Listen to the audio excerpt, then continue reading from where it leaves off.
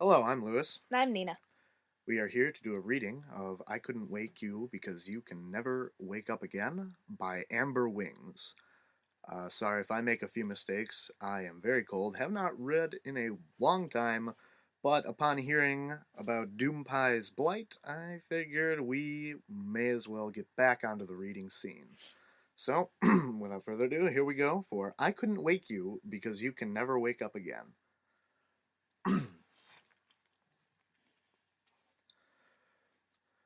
The moon was chillingly beautiful. The young filly watched it silently, a rare moment of reverence for her normally exuberant personality. A chill ran through her tiny frame as she pulled the thin material closer around her fledgling wings, trying to trap her frail body heat beneath the scarlet cape and emblem. A smile pulled at the corner of her mouth as her lavender eyes caught sight of the insignia. The symbol glittered in the moonlight, tendrils of frost having begun to collect on the surface of the cape. Winter was coming, and soon. Her eyes fell away from the frost as she dismissed it. So what if it was gold? The filly nestled closer. What? Okay, sorry. There was a misspelling in there already. Strange word. Betwixt, between the wooden beams of her residence, and closed her eyes tight in defiance. There was no time to worry about that now. Now it was time to sleep.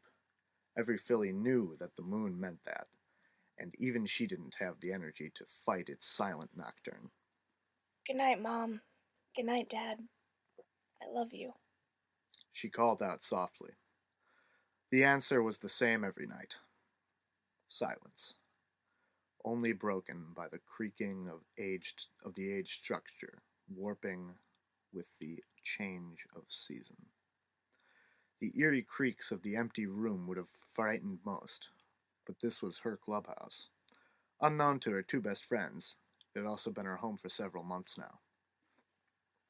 Scootaloo curled into herself and tried to will herself to sleep before the cold would set in and keep her awake. Fitful hours passed before the hazy lapse into unconsciousness took her trembling body, and with a final exhale of steam rising from her mouth, she fell asleep. Sunrise brought with it new world. The tiny frost crystals had seemingly taken seed and overtaken the landscape. It was as if the world had been waiting too long for too little, and suddenly allowed its need for flood the earth with a bone-chilling cold. Dawn cascaded through the foliage surrounding the small structure, the gentle rays illuminating everything but the tiny huddled figure in the farthest corner of its shelter. As early as it was, she would not expect any pony to be out looking for her.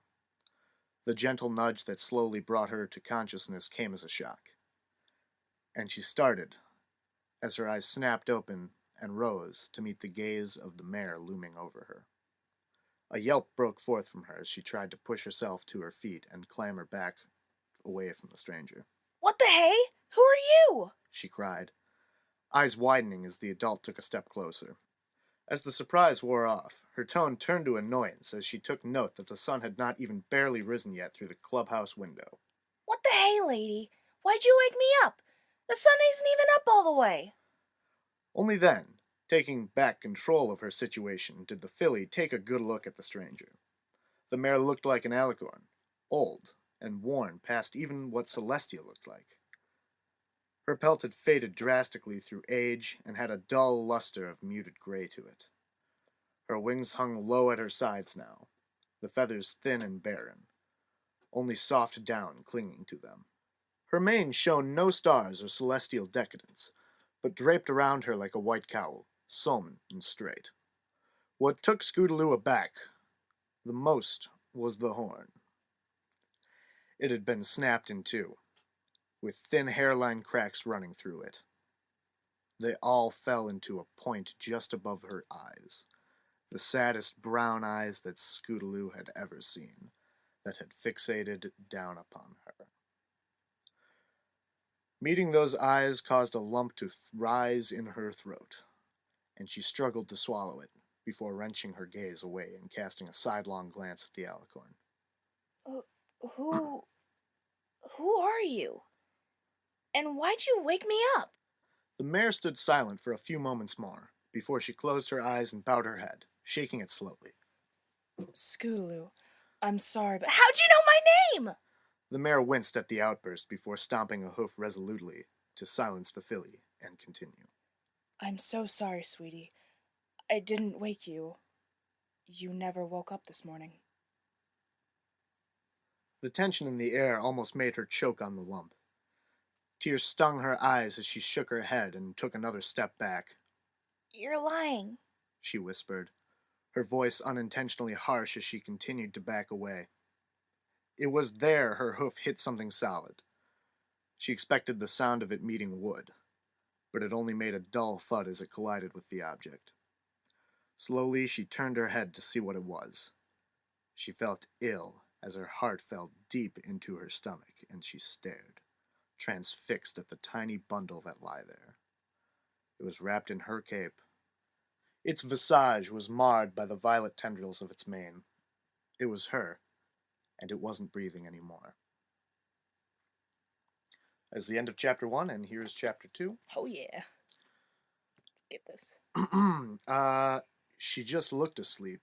How could we have known? The name of chapter 2. Scootaloo stared down at herself silently. Regret flooded her as thoroughly as the tears that slid down her face.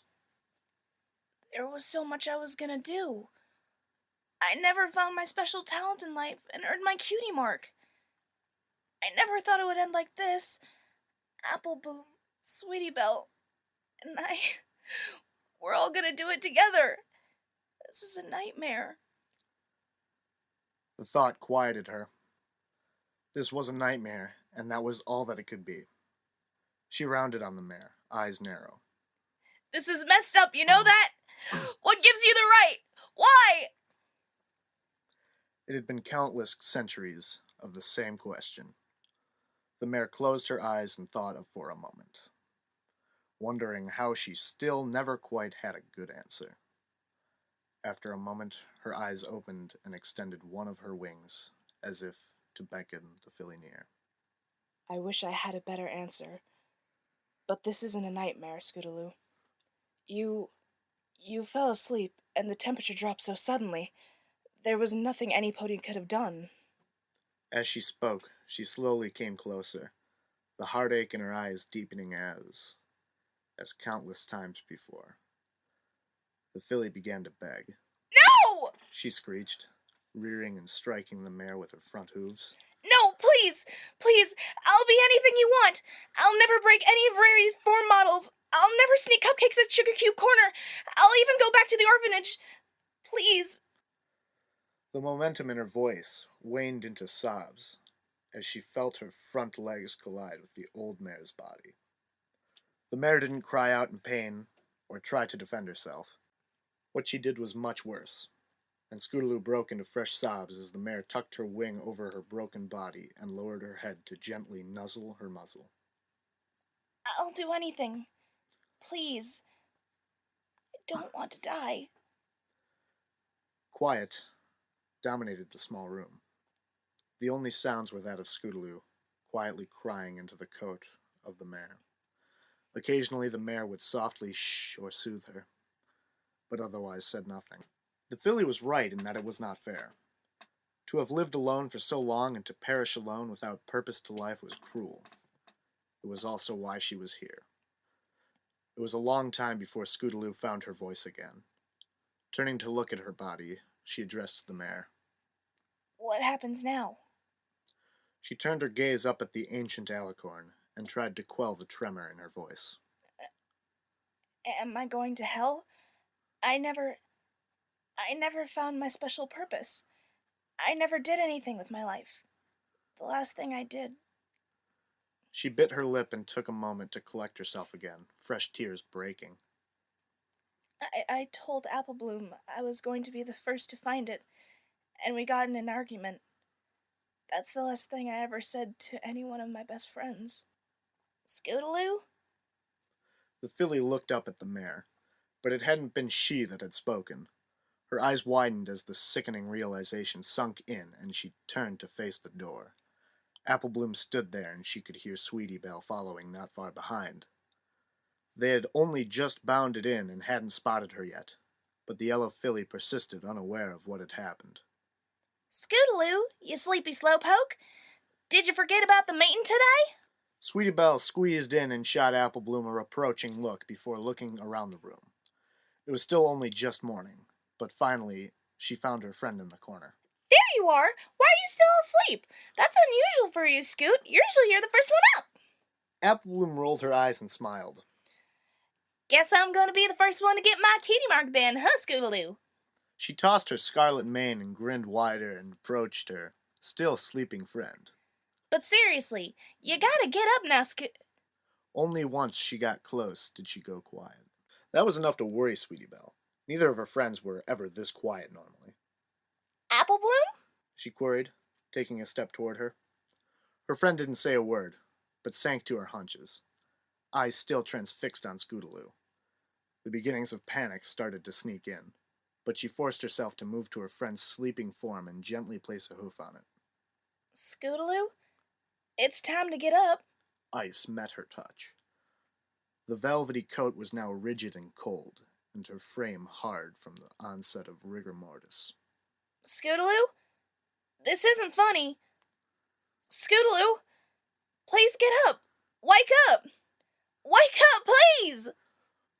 Her voice rose in volume and pitch as she began to shake her friend, screaming louder and louder to arouse deaf ears that could not hear her. Finally, there were no words, just a wordless wail of horror and grief as she began to choke on her own tears. The pain. Pain erupted in her jaw as she reeled, stunned into silence. Apple Bloom stood over her, tears streaming down her face as she fought to regulate her breathing. She looked up at her silently, but the question was almost audible in her face. Why? Apple Bloom took a deep breath before helping her to her feet and gently sitting her down. The emotions still ran too high for her to form words, but Apple Bloom had somehow found them. Stay here with Scootaloo. I'm gonna go get my sister. Stay here just in case. In case she... No. She couldn't lie to her only remaining friend. She couldn't paint a pretty picture with Scootaloo's blood to make it all better. She took a step back and turned and ran, yelling back, Stay here! Sweetie didn't need to be told that now. Not once or twice more. Turned back to look down at Scootaloo and lay down beside her, trying to warm her with the little heat from her body. Hush now. Quiet now. It's time to lay your sleepy head. She softly sang, before breaking into tears anew. And all the while, Scootaloo hid her face in the mare's chest, unable to stand as her body convulsed with sobs. Far off, she could still hear Apple Bloom calling for help. She could still hear Sweetie Belle trying to wake her. Only then did she know that they could not. For she could never wake up again. And that is the end of Chapter 2. And now we are on to Chapter 3, Saying Goodbye. You good? Yes, I'm sorry. Okay. The funeral was a modest affair. The town gathered up a collection, and the mortician was even kind enough to donate a simple black coffin for the sake of holding her. It almost didn't seem real as Scootaloo stared down into the open casket and examined the tiny bundle within. They had done a good job, she admitted. She still only looked asleep, a small smile permanently hovering on her face from the final dream. Scootaloo turned away and cast her gaze to the sky, a sigh causing her to shudder. The weather team hadn't been able to clear the skies. Why? She didn't know. But the day was somber in its muted gray sky that occasionally rumbled with the softest rumbles of thunder. It's time, Scootaloo. We should take our places. It was the mare who spoke, beckoning the filly away from the casket to stand beside it instead. She had positioned them to watch the approaching procession of friends and loved ones that heavily trod to the filly's final resting place. Upon seeing Apple Bloom and Sweetie Belle, Accompanied by their sisters and their friends, Scootaloo turned to look up at the mare. You never did answer me in the clubhouse. What happens to me now? Is this it? The mare didn't speak for a moment, but instead gestured to the procession before explaining. When a life is lost before its time, and while it's still innocent of crime, judgment cannot be passed. There was never enough time to decide who you would have grown up to be, or the choices you would have made. And death doesn't believe in punishing the innocent. She lowered her gaze to meet the filly and smiled sadly. Your life wasn't without purpose, though. You lived and you touched ponies' lives through simply being there. Time did not stand to wait for the pair. As the mare spoke, ponies came and went. Each had their own words, but only a precious few being heard. As Applebloom approached the coffin, the mare paused in her explanation. Applejack stood beside her younger sister and gently pulled her close, doing the best to offer comfort that would never be enough to fill her hurt. The little filly spoke with a seriousness that Scootaloo had never before heard her friend take upon any matter, even her own heart's desire in obtaining her cutie mark. You were never supposed to die, Scootaloo. You were one of my best friends, and you were like another sister to me. We were gonna grow up together and find our special talent, and now I don't know if I can without you. I miss you and I loved you. So if I can't find my special talent, I'll keep looking for yours. You were so special, and I hope, if you can hear me, that you know I admired you. I'm sorry about the argument, so please forgive me, 'cause I... Then the tears took her again, and she was led away by her sister to piece back together a broken heart. As Applebloom was led away from the coffin, Scootaloo felt her composure beginning to slip.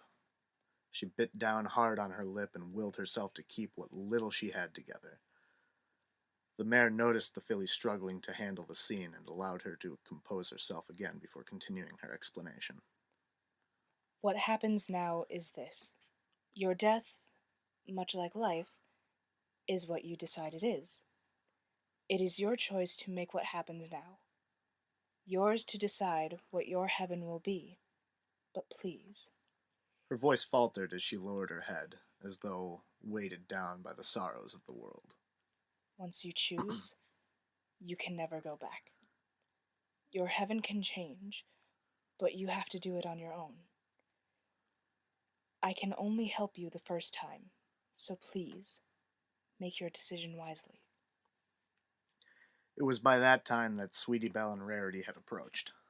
The young filly looked up with a lost sort of heartache, unsure of what to do. Rarity only stroked the back of her sister's mane and turned to reach into a saddlebag she had brought into the procession. From within, she pulled out a garment designed for a young mare. It was a long, flowing cape lined with shimmering gold of Celestia's sun. The rest was comprised of a rich, heavy scarlet velvet. In the middle was a much more intricate design. 3 mares of all creeds joining in the center. The Earth Pony and Unicorn were mere silhouettes, but between them they held the magnificent wings of a Pegasus. Carefully she draped it over the coffin and nodded to Sweetie Belle. Soft at first, the little filly began in a low, trembling tones. But as she closed her eyes and turned her head to the heavens, her voice grew louder and louder as she sang.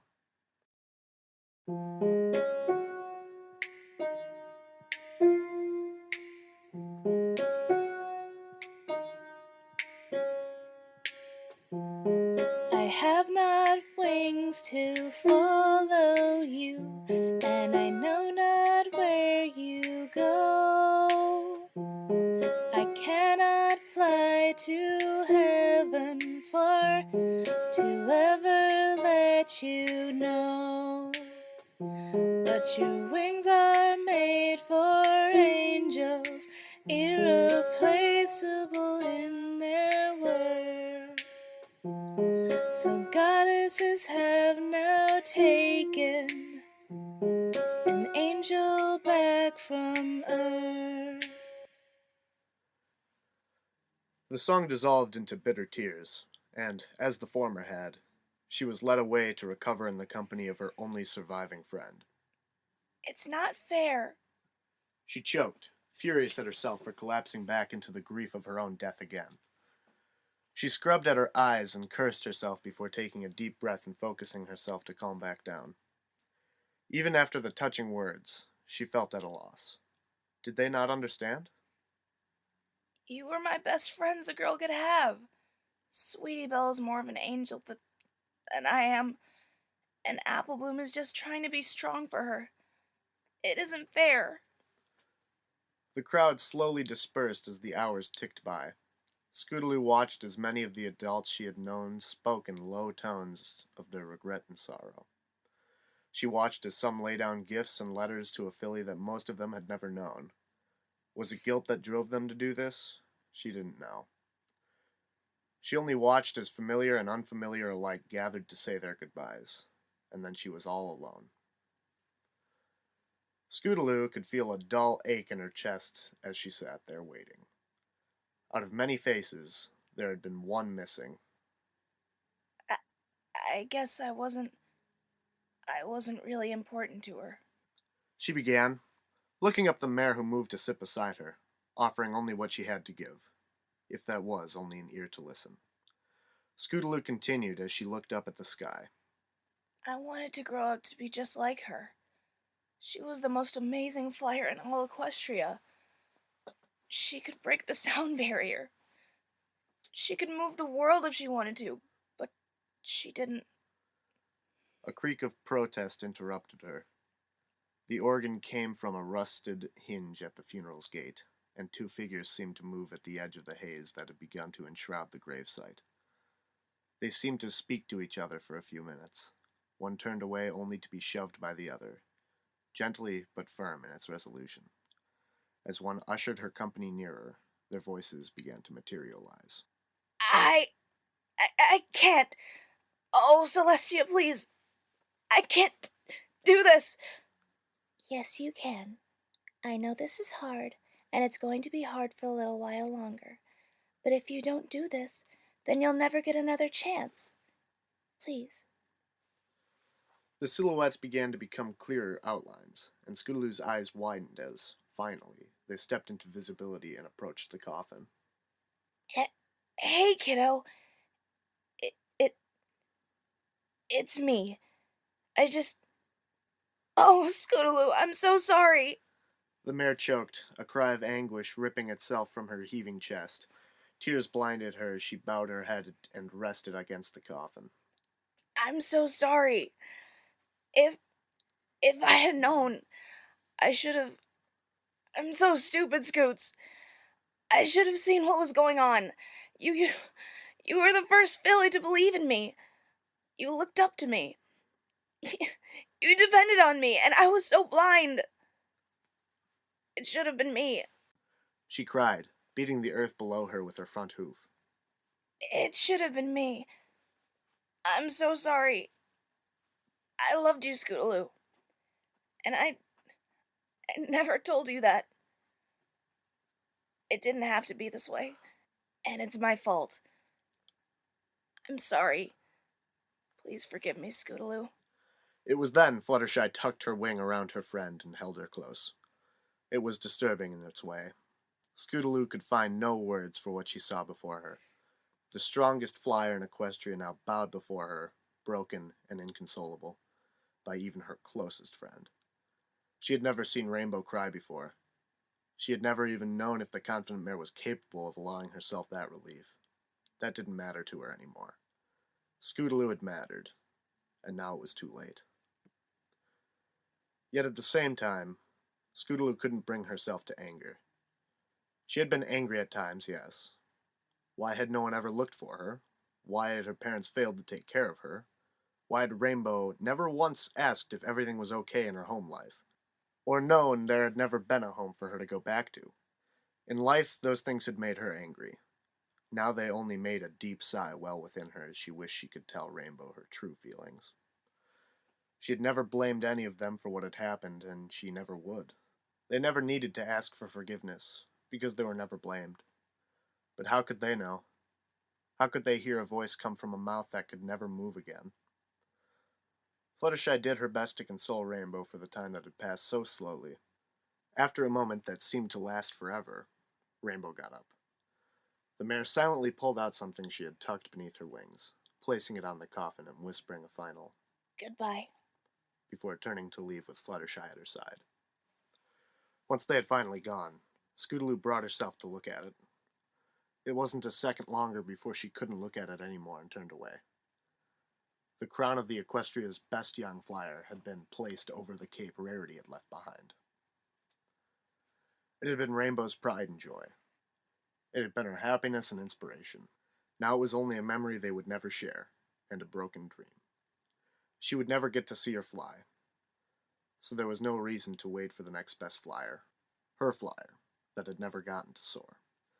As they reached the gate to the funeral, Rainbow stopped one last time to cast a look back at what could have been. She couldn't see Scootaloo staring back at her, nor could she see anything more through the tears that had blinded her. Now truly alone, the air was silent. The filly and the mare sat together there for a long time, the filly staring off into nothingness that stretched endlessly before her. There were endless possibilities now to fill the void of all that she would never grow up to realize. The destination of heaven now loomed to replace the journey of life to reach it. There was no hurry to get there. She had all the time in the world now. The mare knew this just as well as she did, and did not move to disturb the filly's thoughts.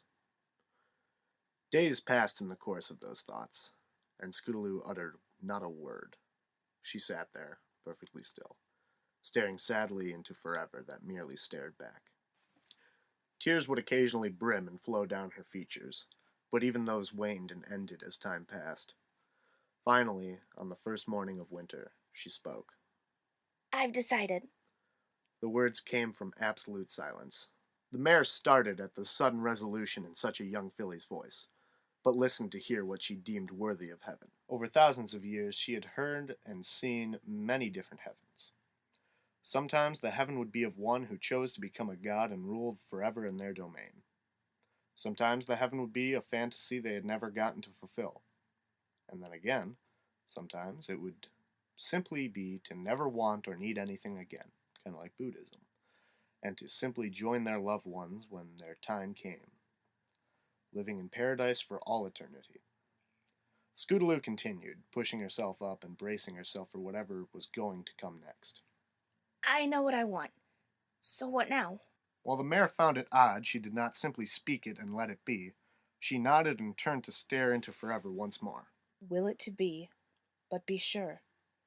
There isn't any going back after this. Do you understand? Scootaloo only nodded and closed her eyes. This was her heaven. This was her final wish. All right, that's the end of chapter 3, and now we are on to the final chapter. Yay. The name of which is this. Yay. Well timed. Is My Heaven. Here we go. Oh, I didn't know you were saying the title. I'm sorry. All right, here we go. The world felt like it had exploded around her.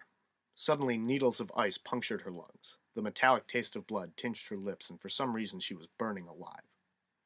In the distance, she could hear sirens wailing and terse, anxious voices barking out orders in choppy directions. None of them made any sense, and she was being eaten from the inside out with fear. Scootaloo struggled to even remember what had happened that led her to this. But her thoughts were sluggish, and she couldn't seem to collect them. Only once the world came to a shuddering halt did she realize that she was in an ambulance. Before she could invest in the thought, she felt herself slip from consciousness, and she was plunged into complete darkness. It didn't last long, or it didn't seem to. What felt like seconds later, she opened her eyes and tried to sit up with a start. Her entire body was convulsing and trembling, but she could feel her heartbeat raging away within her frail chest. A strong set of hooves pushed her gently back down, and as she tossed her head wildly to see who it was confining her, the will to fight disappeared. Rainbow Dash? She managed, her teeth clattering so hard she quickly gave up on attempting more than that. The mare looked down at her with tears in her eyes, but was smiling despite being just as scared as the filly. Calm down, kiddo. Take it easy for me. That's right, that's my girl. A nurse entered the room, followed by other familiar faces. Scootaloo! Oh, Scoot, are you okay? Both of them were pulled away by their older sisters as the rest of the visitors filed in slowly. Apple Bloom, she's got to rest now. Your friend had a pretty close call. For once, Rarity agreed, pulling Sweetie Belle close to her. I should say so. Why did you girls never tell us she had been living in that tiny little clubhouse? Both of the fillies lowered their heads, guilt surging within their voices. We never knew. I never asked. As the nurse administered the vital warmth the young Pegasus needed, the trembling began to subside. Slowly, she found her voice and used it to say the hardest thing she had ever brought herself to. It wasn't their fault. It's mine. I was ashamed. I was scared of being taken back to the orphanage if any pony knew. So I lied to every pony. I was scared of saying goodbye. The room went quiet as it sank in. She could see on each of their faces that they could not bring themselves to simply accept that answer. I should have known. I should have done something. Although unspoken, Scootaloo could see it in their faces. Only one of them spoke aloud, but it was not what she had expected to hear. I'm leaving. This is something I should have done a long time ago. Her eyes widened as she turned to face the voice of her mentor. Rainbow Dash! No, please! The sudden distress caused her breathing to hitch, and she was taken by a fit of coughing. Without being able to say another word, she could only watch as the pony she looked up to the most got up and left the room. The action had taken even her friends aback, and Fluttershy rushed after her to see what was the meaning of the outburst. The others merely talked amongst themselves, frightened of further upsetting the delicate health of the filly. They took it gradually outside, leaving Scootaloo alone with the nurse. Even her closest friends had been dragged away to leave her. This had to be a nightmare. Nurse Redheart frowned. Her eyes filled with quiet sympathy. She tried to lift her patient's spirits as she continued to work on gradually reintroducing warmth back into her tiny body. I'm sure there's just a misunderstanding, dear.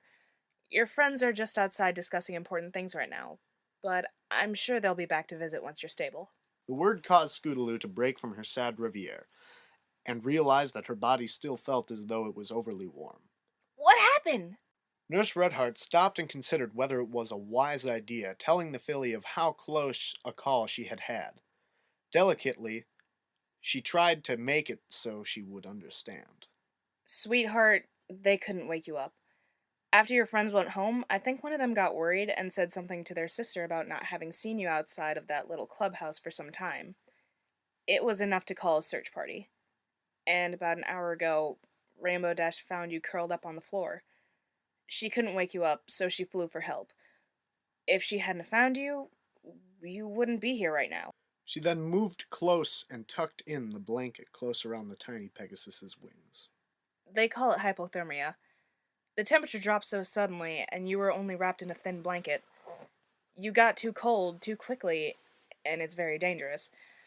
I can honestly say that I'm grateful that you're alive and awake to be here right now. Scootaloo said nothing, but rolled over. It was so much to take in.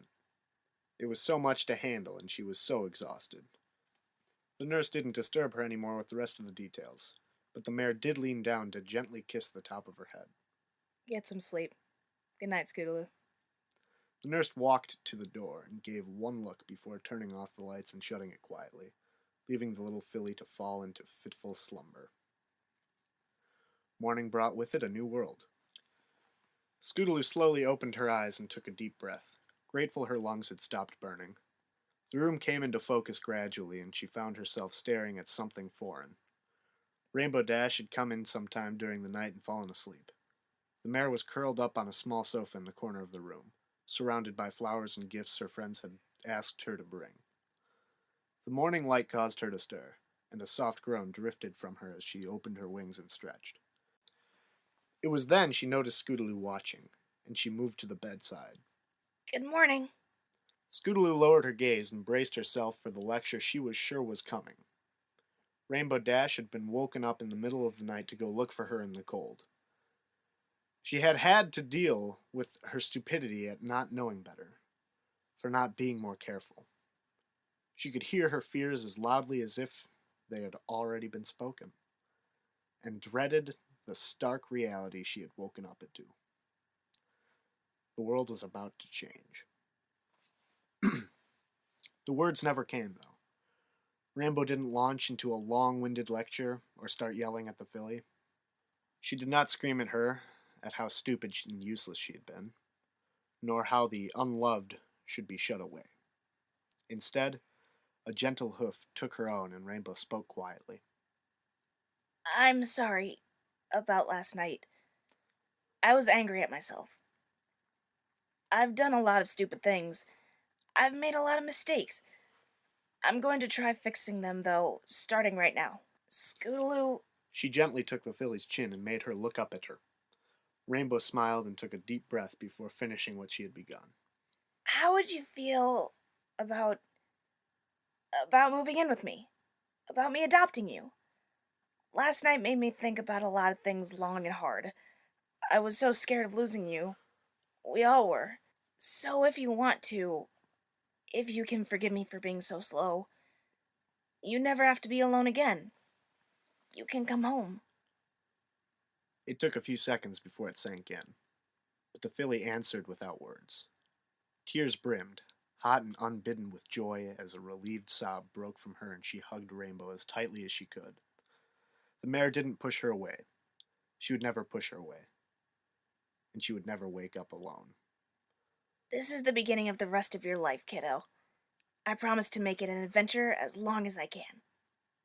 Through the tears, she opened her eyes and could see Apple Bloom and Sweetie Belle standing there, both of them just as overwhelmed as she was with emotion. Behind them, their sisters and their other mares stood, all relieved and thankful that the nightmare had ended. All of them were there, and for a moment, someone she didn't recognize. It had been an old gray mare passing by with a smile on her face. She was there and gone, leaving the filly to the happy moment. Later that day, the adoption papers were signed and officiated. Scootaloo was released from the hospital a few days later. As she walked out with her new guardian by her side, an old gray mare watched from the hospital window. Sad brown eyes closed. A tear slid down her cheek to meet her smile. The filly would never again see her, but she would remember her. She would be the one who chose all the pains and sorrows of life so that every moment of happiness and joy was her own little piece of heaven that she would never have to wake up from again. And that is the end of the story. Indeed. Now, I have seen many readers do this for YouTube and get the ending wrong. Now, I'd just like to bring up one thing, my own interpretation of this, and that is she chose in the end to, for, a lack of a better metaphor, live as one of Schrodinger's cats. And, it's... yeah. Cinnamon's getting very pissed at me for saying that. Live her life how it would have been had she not died. She chose life, saying that is the best afterlife. Now, I think that one of the big parts of this fic is to get readers to question, what is the ideal afterlife? And I think this answers that quite well. It's quite simple. What is better in life at all than living itself?